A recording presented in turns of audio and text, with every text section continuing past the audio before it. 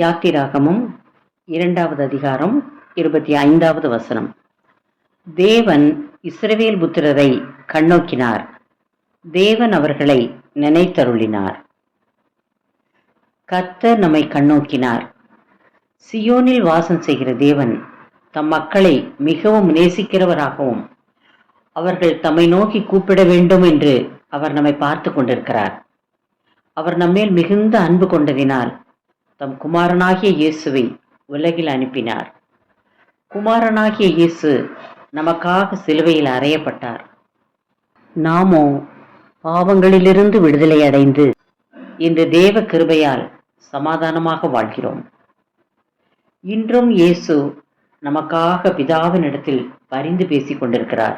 எப்படியாகிலும் நாம் அவருக்குள் வாழ வேண்டும்.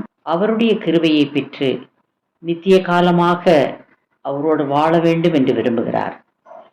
காணாமல் போன ஆட்டை மேய்ப்பன் தேடுகிறது போல இயேசுவை விட்டு வெகு தூரமாய் போய்க் கொண்டிருக்கிறவர்களை அவர் கண்ணோக்கி அழைக்கிறார். அவர் வறுமையை நீக்கி செழிப்பாக வாழ வைப்பார். வறண்ட நிலத்தில் ஆறுகளை உண்டாக்குவார். பாலைவனத்தை சோலைவனமாக்குவார். எப்படி வாழ்வது?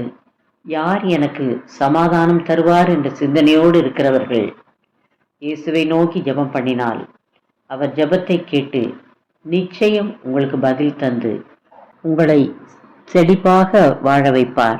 நீங்கள் சமாதானமாக வாழ்வீர்கள். ஜெபம். இயேசுவே, நான் இவ்வுலகில் ஆதரவற்ற நிலையில் இருக்கிறேன். என்னை நோக்கி பாரும். உங்கள் கிருபையால் என்னை தேற்றி செழிப்பாக வாழ வைத்திடும். ஆசீர்வதியும். ஆமென். Thanks for watching. Like, share, subscribe.